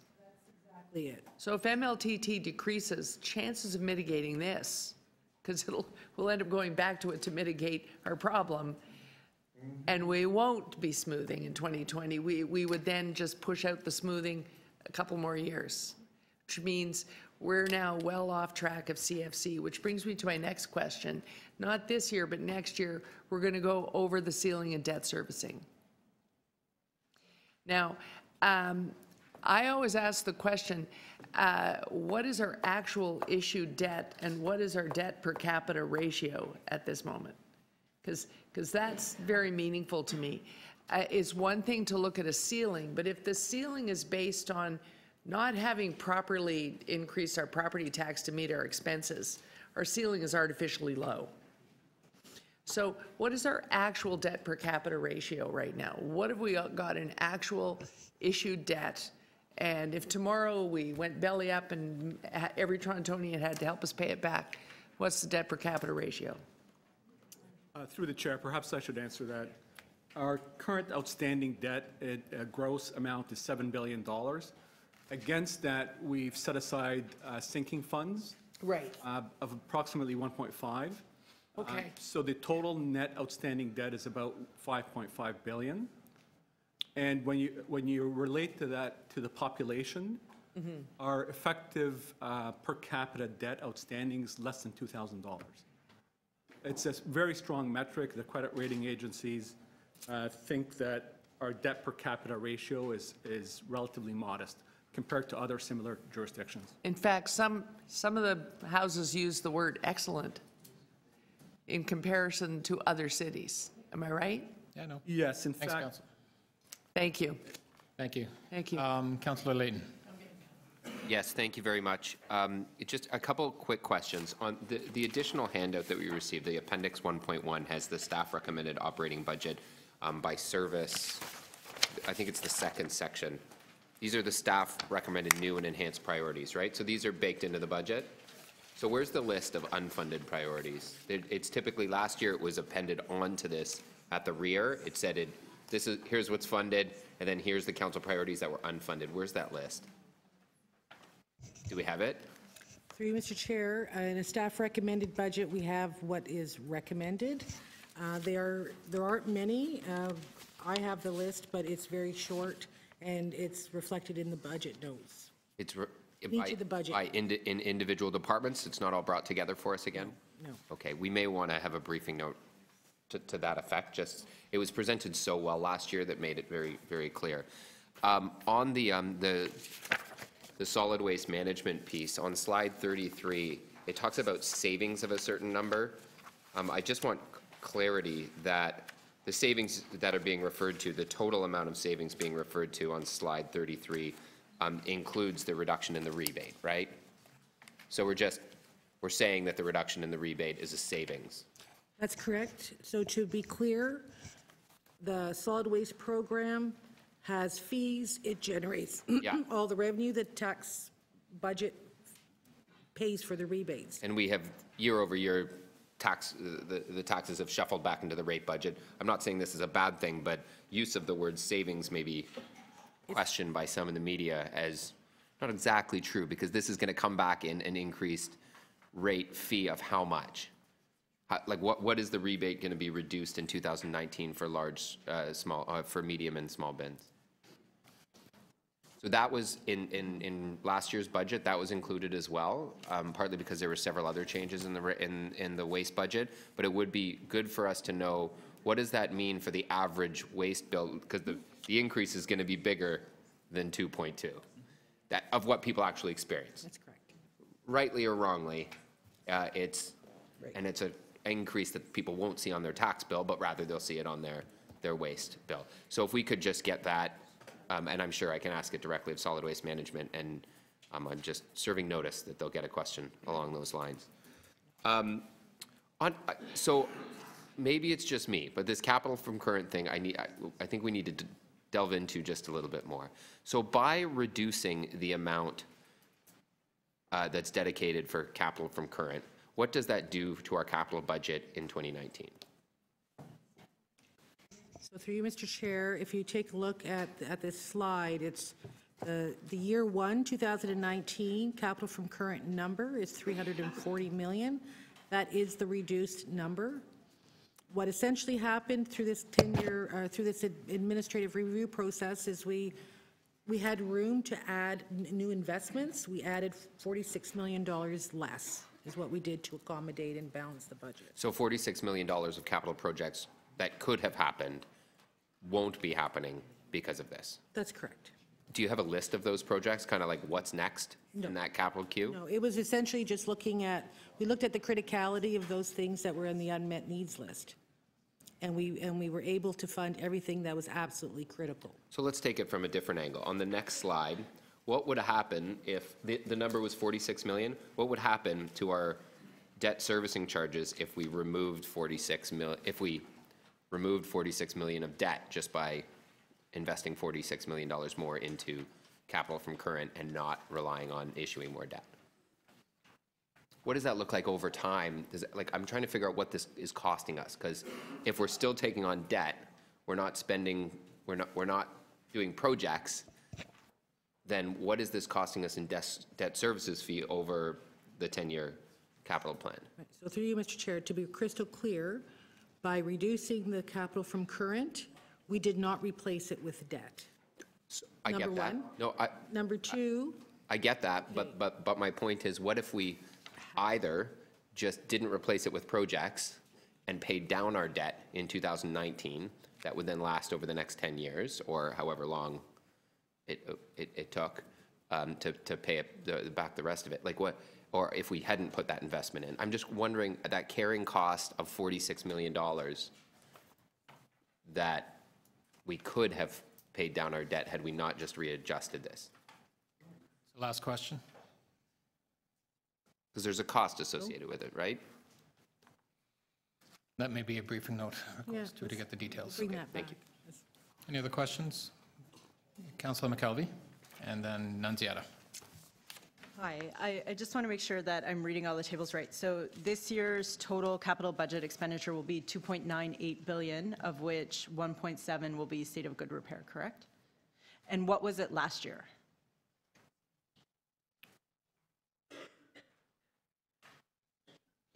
It was roughly about the same. I don't have that with me, but overall, it was about a $3 billion again.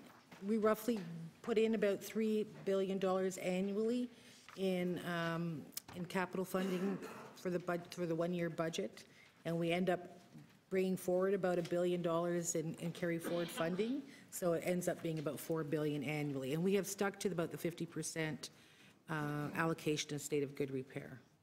So if you're looking at the slides on page 47, 2019, it comes in at 2.98 billion, and next year there's a jump of 500 million. And I was wondering if you could speak to that, and also to the point that you had on saying that you were going to further look into the ability to deliver on this. So I'm just wondering what is going to be done in this year in preparation for this additional 500 million next year. What would that involve? So through you, Mr. Chair, on slide 47, did you say, Councillor? Yes. So that's the funding sources. So what you're looking at here is the amount of funding year. Oh, sorry, 44, because it's the same, but by where it's being spent. Right, and you're looking at the state of good repair number, or just the overall? No, in general, so now there's another 500 million next Right. year, and it's amongst all these different categories. Yeah. So that's a big expenditure and spending at the city. Right. So how are you preparing to be able to deliver on this So- spending and investment? Right, so that jump is, that you're seeing is primarily in our growth-related projects, and I believe that's coming from our probably our transportation area. I'm not quite sure the details, but what we will be doing is looking at these estimates, program and agency individual estimates, and trying to look at their alignment with the actual project timing. We do stage gating assessment, so are we looking and blocking things out and looking at their actual average spending capacity. We have done a fair amount of work over the last 3 years in this area, and it's actually allowed us to bring in, that's like that $758 million of new investment, but there's more work to be done. And we're working collaboratively with all our partners.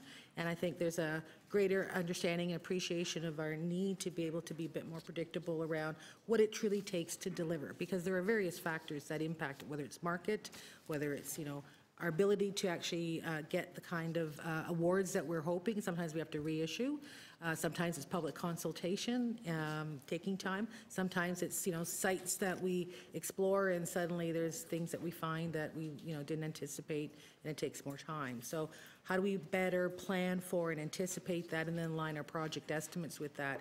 That will create an adjustment in the actual alignment of the spending. It doesn't take away from the approval of the funds overall for the project. It's just the timing of when we actually pay it.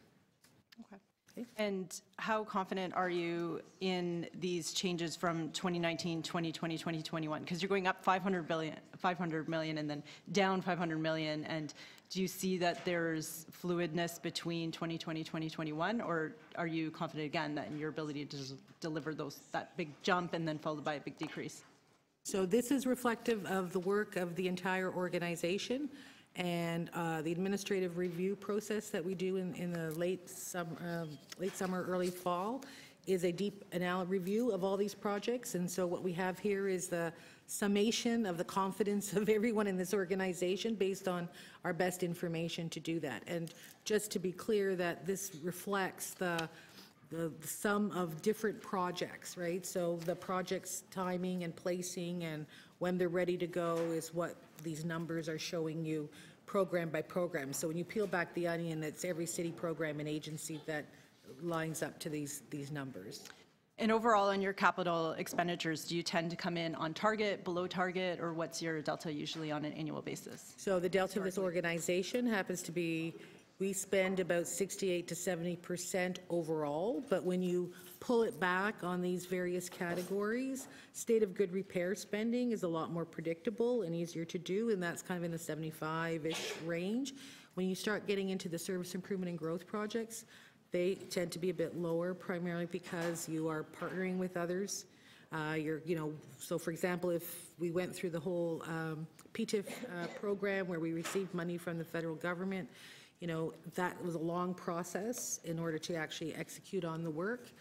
So coordinating with other partners, the things that I mentioned earlier, they tend to be a little bit more difficult to deliver. And it's really that reason why we want to do more of this work to ensure that we have better alignment between what we're planning to spend and what is actually in those numbers.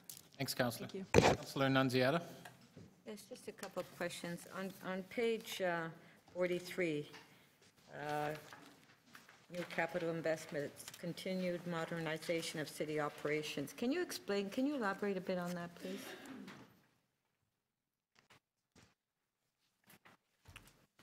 For accounting, Right. So as resources. yeah, so as I think the city manager identified, there's a fair amount of work that's going on in this organization to try to look at how we modernize our processes.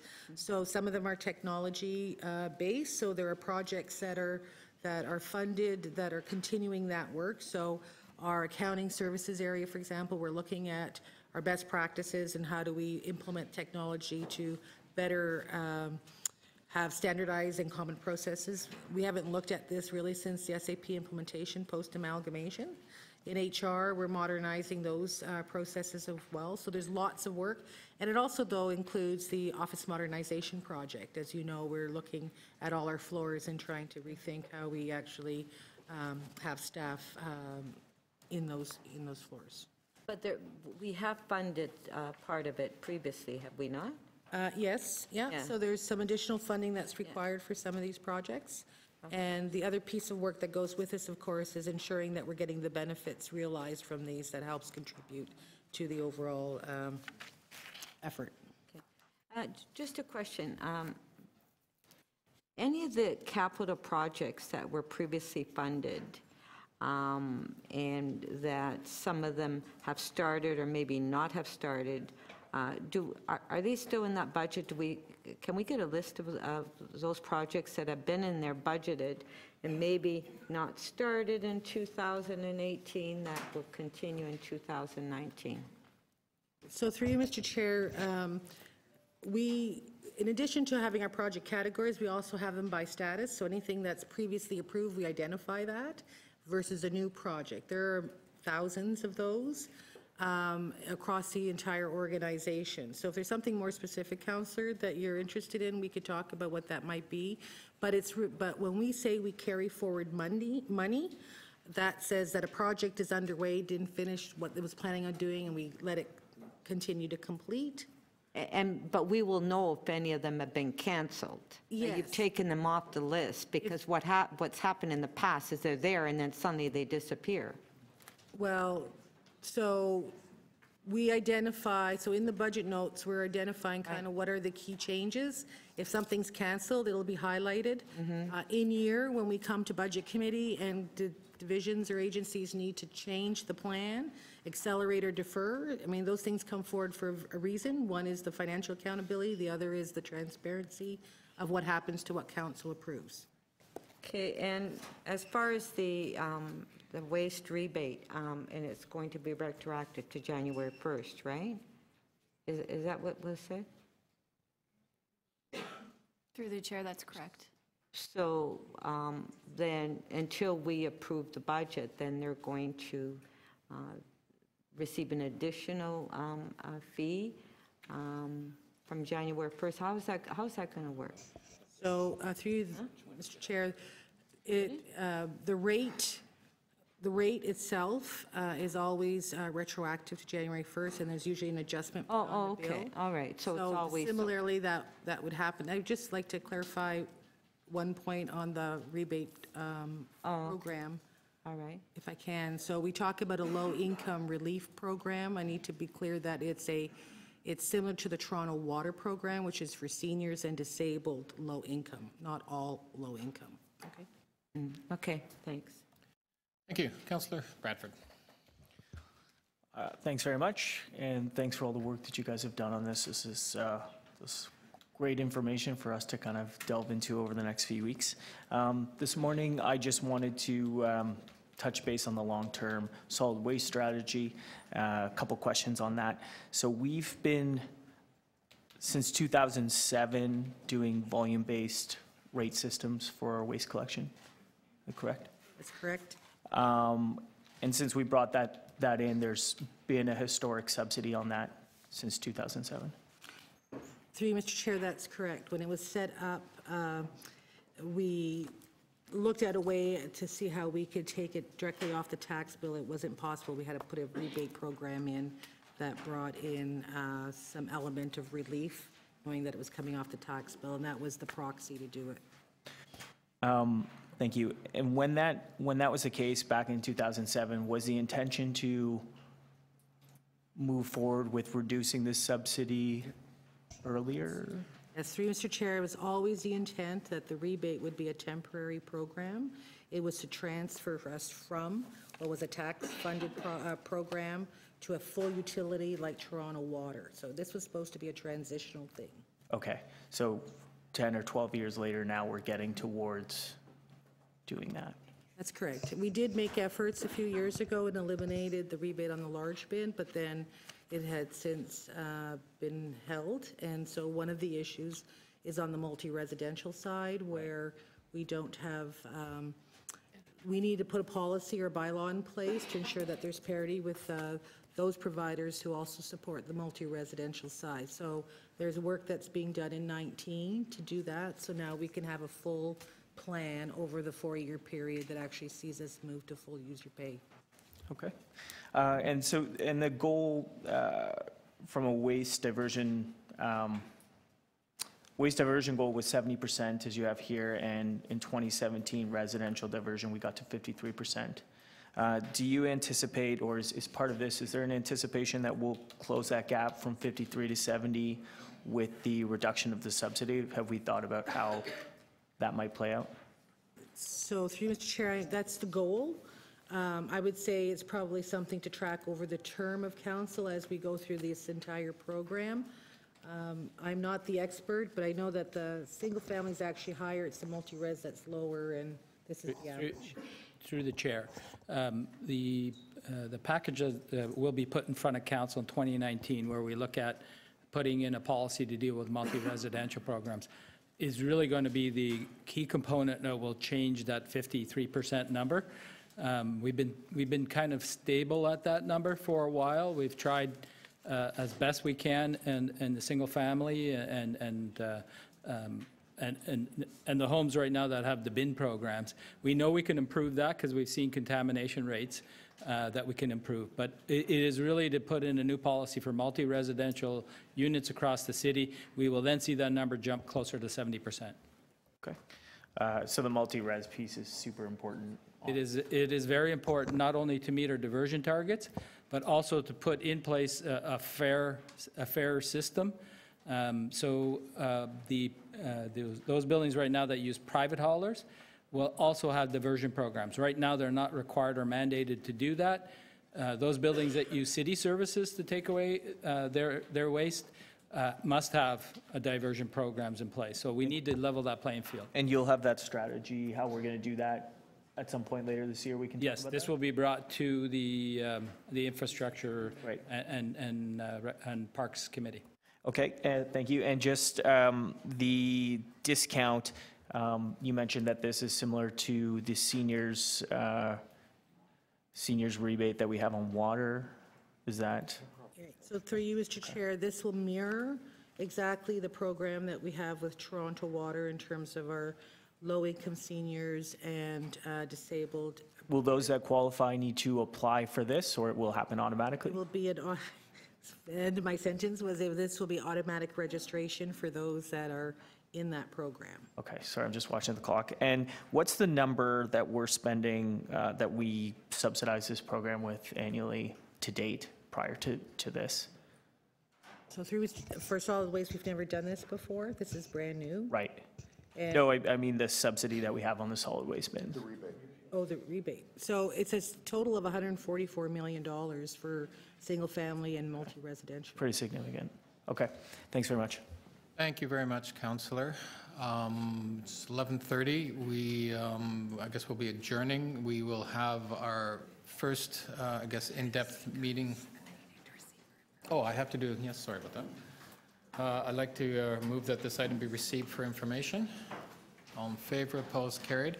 We'll be meeting, the analyst notes, by the way, will become available, I think, right now. We will be meeting on those analyst notes next week on February 4th, where we'll get into much, much more detail with presentations from all the divisions. So I want to thank everybody, including staff, for the presentation and all the work that they have done. And we're adjourned until next week. Thank you.